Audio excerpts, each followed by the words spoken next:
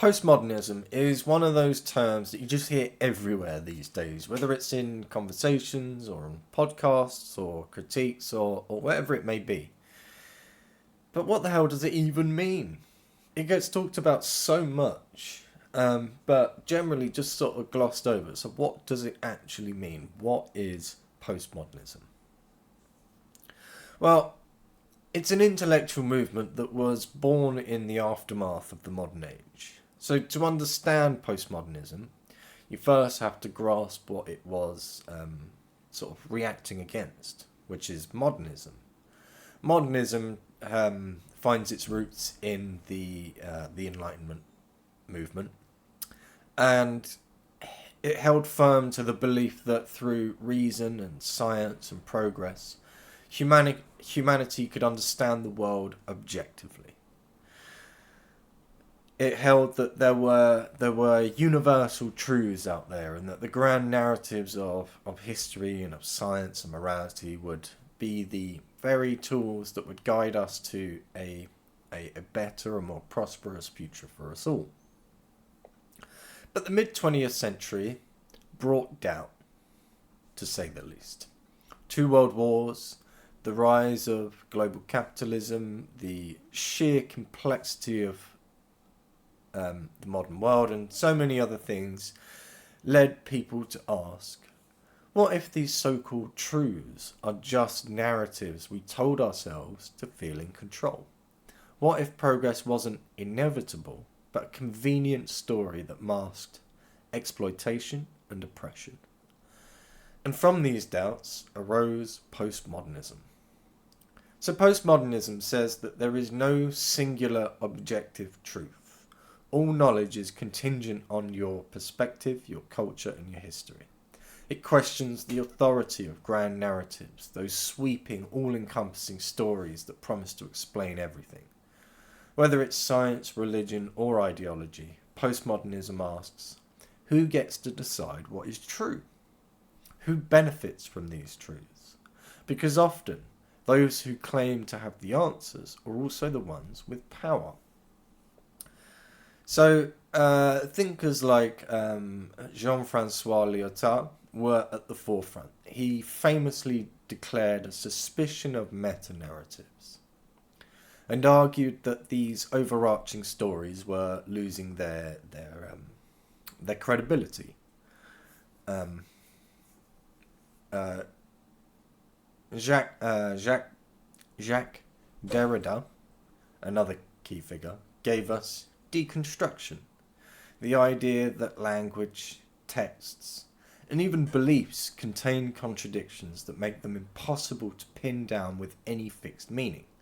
And then there's Michel Foucault, who delved into how power operates, not just through force, but by shaping what we consider to be true and normal. According to Foucault, prisons, schools, and hospitals, they don't just punish or heal, they create categories of normal and deviant, which shape society's perception of itself. In art and literature, postmodernism is everywhere. You've seen it in fragmented stories, ironic self-reflection, and playful mixing of genres. Think of what's his name? Kurt Vonnegut's Slaughterhouse-Five, or Thomas Pynchon's Gravity's Rainbow, where narratives twist and break apart and challenge the sort of traditional way of telling a story. We also see it in architecture. So Philip Johnson's AT&T building is a good example, because that combines the modern skyscraper with classical ornamentation. It's essentially it's like a visual joke, a nod to history with a modern twist. In the media, postmodernism's influence is even more striking. So Jean Bouillard, I've probably pronounced that name wrong, spoke of the simulacra, which is a world where images and representations become more real than reality itself.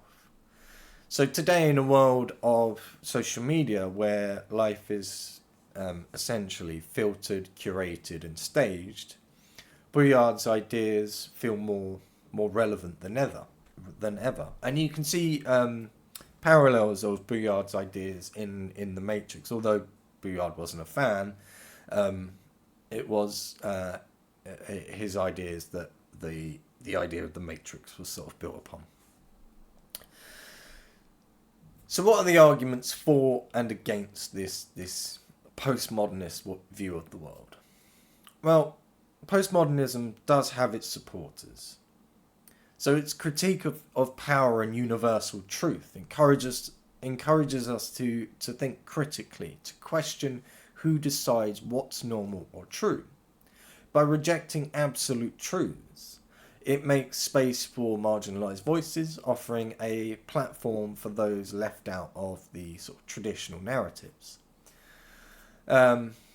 Feminists and post-colonial critics and so on and so forth have drawn from postmodernism to question assumptions behind race, gender and things like colonial histories and so on. But postmodernism has its share of critics. Some argue that its embrace of relativism can lead to nihilism, where nothing is, sort of truly meaningful. If we say that all truths are relative, how do we decide what's right and wrong? Is everything just a matter of perspective? I mean, this can paralyze action. If nothing is objectively true, why fight for justice or progress? Moreover, in politics, critics fear that the sort of postmodernism rejection of shared truths can erode the foundations of democracy and society. If there are no common values or standards of truth, how can we engage in any form of meaningful debate? And others argue that postmodernism's obsession with language and discourse overlooks the material realities that actually shape the world, like class, economics, and like actual sort of lived experiences. Yes, narratives matter, but what about the people living under those narratives?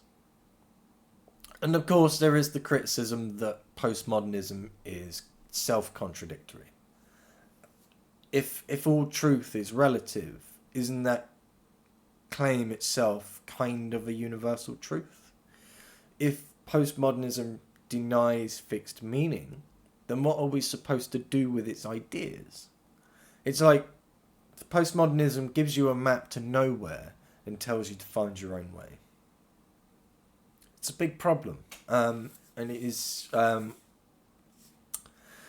as criticisms go, it puts postmodernism in the frame of being essentially like self-defeating. So ultimately, postmodernism has had a profound impact on culture and politics and thought. It invites us to think more deeply about how power, language and meaning interact. It celebrates diversity and skepticism, questioning the old certainties that shaped the modern world. But it also leaves us with open questions. Without grand narratives, where do we go from here? How do we navigate a world that rejects the very idea of a singular, unified truth? Postmodernism isn't about giving answers. It's about unmasking the assumptions behind them. It asks us to live with ambiguity, to embrace complexity, and to question the stories we've been told. But whether that's liberating or destabilizing is something that you'll have to decide for yourself, and I think it's something that we as a society will experience over time and find out over time through experience, is what I was trying to say there. So yeah, that is a very, very rough overview of postmodernism, and there are more arguments for it and there are more arguments against it, but that is essentially the crux of it. So when you hear somebody mention postmodernism, you now have a rough idea of what that actually means, and that will enable you then to put what that person is saying into its appropriate context. So I hope you found it useful and informative, and if you think I've made a mess of it, let me know. And if you think I've misunderstood anything or left out important things and so on, jump in the comments and let me know. We are, after all here to learn something and improve our own knowledge of the world around us. So if you do feel I have said something incorrect or I have missed something out, then let me know, because we all benefit from the sharing of knowledge. So yeah, that's all for today. So thank you very much for watching. I would like to ask, you do all the YouTube things, like the videos, subscribe to the channel, and so on. But yeah, so that's postmodernism in a nutshell. So thank you very much.